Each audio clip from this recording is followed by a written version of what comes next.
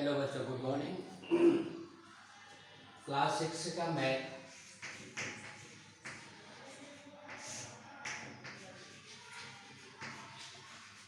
Exercise 7.4 ये आपके question number 7 है। इससे पहले आपके क्वेश्चन नंबर 1 to 6 है, ये आपको सॉल्व करके हमने बता दिया था। और अब अगले जो क्वेश्चन है आपके क्वेश्चन नंबर 7, इसको किस तरह से सॉल्व करते हैं उसको मैं आप लोगों को यहाँ पर बताने जा रहा हूँ। तो क्वेश्चन है आपका find answer to the following. इनके क्वेश्चन जो क्वेश्चन दे रखा है, यहाँ पर 4 क्वेश्चन दे रखे हैं आपके, उनके आंसर निकालना है और कैसे इसको जो है आप सॉल्व करोगे, तो वो आपको मैं यहाँ पर सॉल्व करके बताने जा रहा हूँ। तो पहला देखिए आप यहाँ पर क्वेश्चन नंबर ए है, इज 5/9 इक्वल टू 4/5। क्वेश्चन आगे है, तो इसका मतलब हुआ, अब मैं आंसर निकालना जा रहा हूँ इसको। 5/9 टू 4/5, क्या ये दोनों इक्वल है? तो इसमें हम इक्वल, क्योंकि हमारा यहाँ नोमीटर है अलग अलग है, डिनोमीटर है अलग अलग है, तो यहाँ 9 है और यहाँ पर 5 आ गया आपका, तो ये भी आपका डिफरेंस है यहाँ पर, और ऊपर भी डिफरेंस है, अलग अलग है। तो उसके लिए हम क्या करना पड़ता है, डिनोमीटर को सेम बनाने के लिए इसका एलसीएम निकालते हैं। 9 और 5 का क्या कर लेंगे, एलसीएम निकालेंगे, या फिर ऐसा कीजिए इसको, एलसीएम जैसे एलसीएम निकालने के लिए तो हम क्या करेंगे, 9 और 5 का एलसीएम इस तरह से एलसीएम निकालेंगे। लेकिन हम यहाँ पर अब शॉर्टकट मेथड से आपको ये बता दे रहना चाहूँगा कि 4/5 को 5 से मल्टीप्लाई कर दो, यानी आपका जैसे या 5/9 है, इसको 5/9 इससे मल्टीप्लाई करना है और ये इससे मल्टीप्लाई कर दो। मैंने आपके जैसे 5/9 मल्टीप्लाई, जब इससे 5 से मल्टीप्लाई कर रहे हैं तो दोनों को, नोमीटर भी डिनोमीटर को भी, दोनों को 5 से ही मल्टीप्लाई करेंगे। तो 5 5 का कितना हो गया आपका 25 और 5 9 का 45, ये आ गया आपका। अब दोनों का एलसीएम निकालना चाहोगे तब भी आपका एलसीएम कितना आता है, 45 आएगा। एलसीएम निकाल के भी बता दूंगा मैं भी।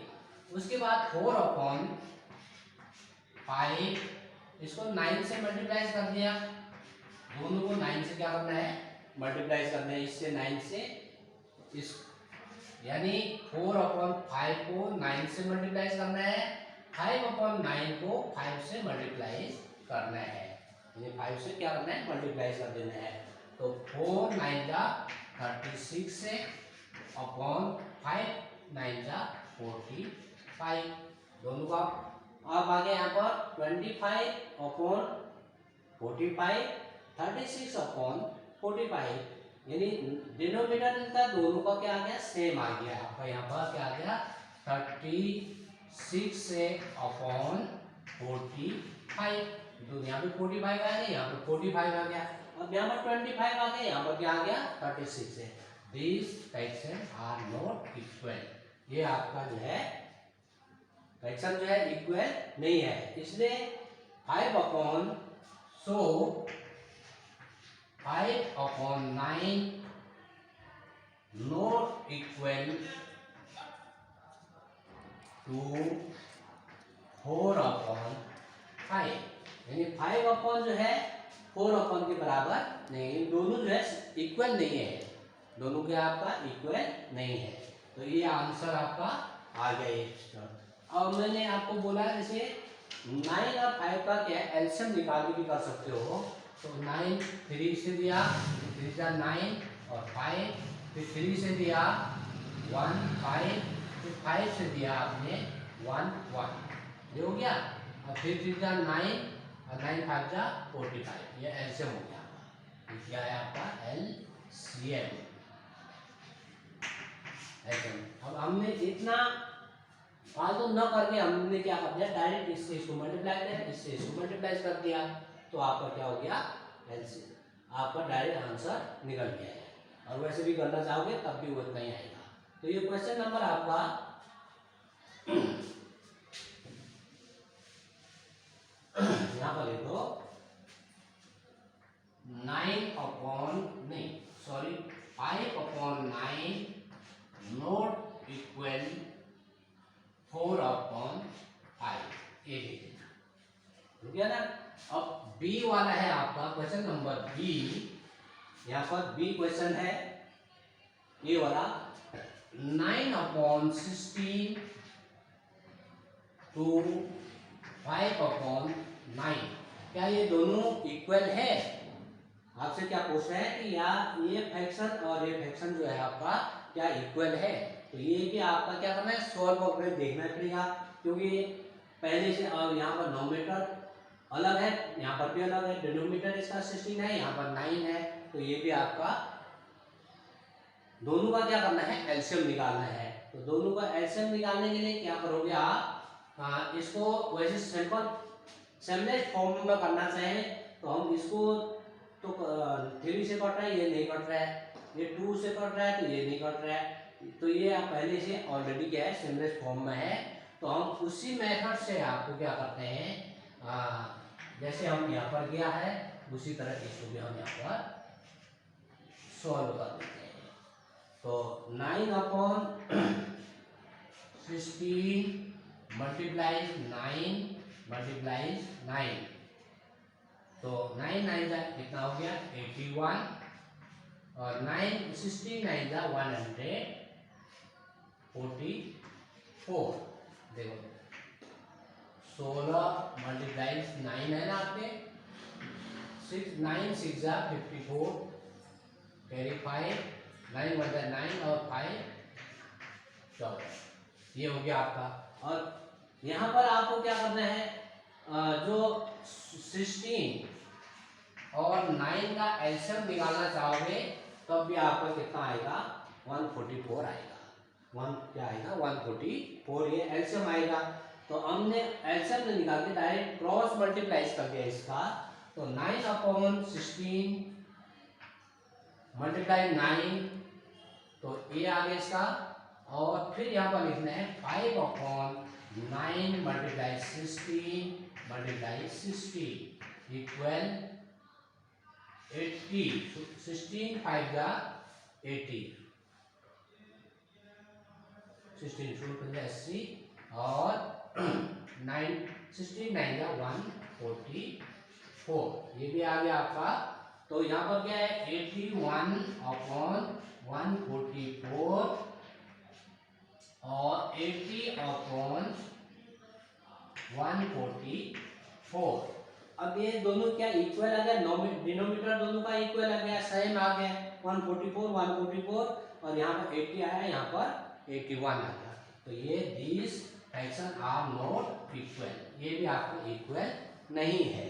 तो 9 यहाँ पर क्या हो गया आपका 9/16 टू नॉट इक्वल 5/9, ये भी आपका इक्वल नहीं है। तो ये आपका क्वेश्चन नंबर 2 बन गया आपका। तो इस तरह से जो है फर्स्ट क्वेश्चन हो गया आपका ये वाला, और ये हो गया आपका बी वाला। तो इसे आप क्वेश्चन नंबर आपका अब सी वाला जो है सॉल्व कराते हैं। तो सी वाला है आपके जैसे 4/5 टू 16/25।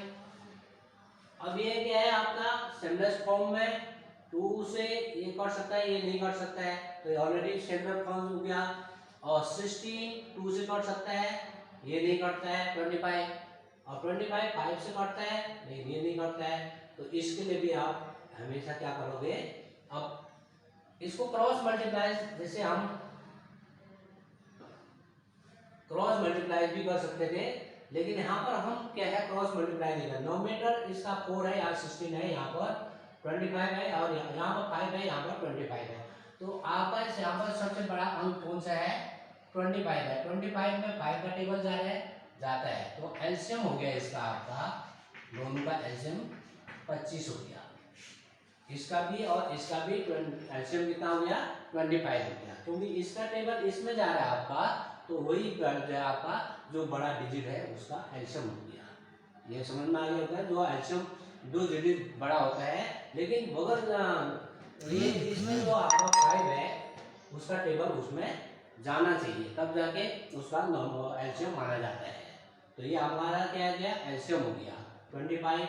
अब 25 का एलसीएम ये हो गया, लेकिन इसमें हम क्रॉस मल्टीप्लाई नहीं करेंगे, क्योंकि यहाँ पर एलसीएम ऑलरेडी पहले से जो है इसका टेबल इसमें जा रहा है आपका, तो उसमें वही एलसीएम माना जाएगा। तो 4/5, अब 5 का 25 जो है 5 का टेबल में कितने बार आ रहा है? 5 बार आ रहा है। 5 5 जा 25 मल्टीप्लाई 5, दोनों को जो है 5 से मल्टीप्लाई कर देंगे, तो 5 4 जा 20 और 5 5 जा 25, ये हो गया आपका। और यहाँ पर 16/25, अब 25 के टेबल में कितने टाइम आ रहा है? 1 टाइम आता है, तो 1 मल्टीप्लाई 1 बराबर 16/25, दोनों का क्या है? डिनोमिनेटर ऑफ सेम आ गया आपका, ये भी आ गया, ये भी सेम आ गया, तो ये हो गया आपके 20/25 और 16/25, क्या दोनों इक्वल है आपका? ये नॉट इक्वल है, ये भी आपका, ये भी क्या है? Not equal.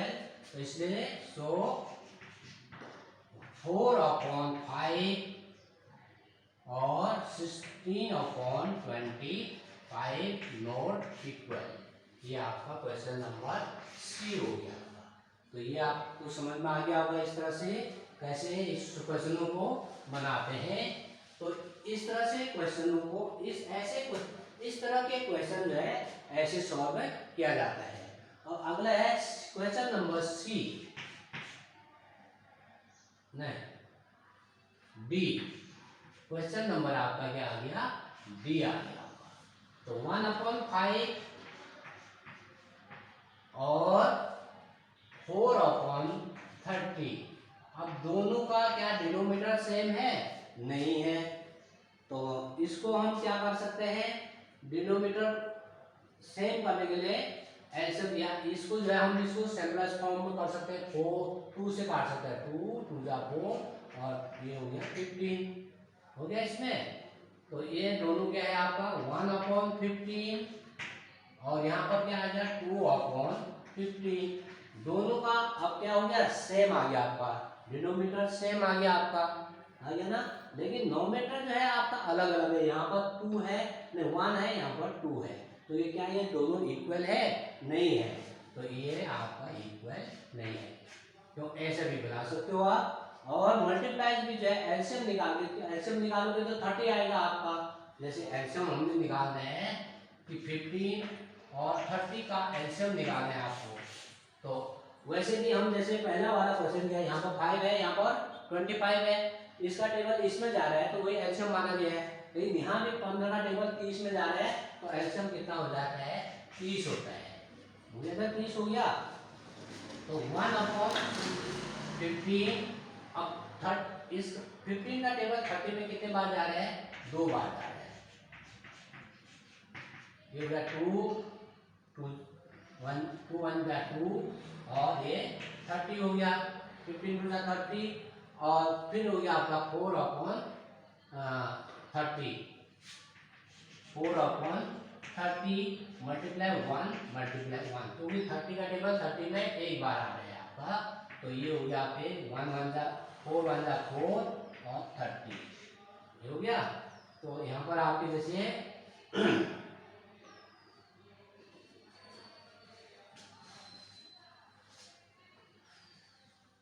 4/2/30 और 4/30, दोनों का एक्शन 30 30 आ गया, तो यहाँ 2 आ गया, यहाँ 4 आ गया, तो ये इक्वल नहीं है। तो इस मेथड से भी बना सकते हो। और शॉर्ट में से चाहे शॉर्ट में बनाना हो, इसको सिंपल फॉर्म में बना दो। पहले सिंपल फॉर्म में 2 का टेबल दे दिया, 2 2 जा 4 यानी 2 टाइम किया, और 2 से इसको भी काट दिया, 15 बार आ गया, 2/15 1/15 और सेम आ गया आपका ये सरल सा मेथड। ये भी बना सकते हो आप। और नहीं तो ये मेथड आपको समझ में नहीं आता है तो इस मेथड से बना दीजिए। एलसीएम निकाल के इसको 30 और 30 एलसीएम आएगा, तो ऐसे भी बना सकते हो। और इसको आप तब भी जो है आप यहाँ पर इसको सिंपल फॉर्म में बना सकते हो। इसको 2 1 जा 2 और 2 से काट गया 15 आ गया। इसको भी 2 2 जा 4, ये भी आपका 15 हो गया। तो ये 2/15 ये हो गया आपका, और 1/15 ये हो गया आपका। अभी वही ऊपर जो ऊपर बनाया था मैंने, वही आपका यहाँ पर भी आ रहा है। तो ये आपके क्वेश्चन नंबर 7 जो आपका आंसर है, क्वेश्चन है, उसको ये सॉल्व करके हमने यहाँ पर बता दिया है।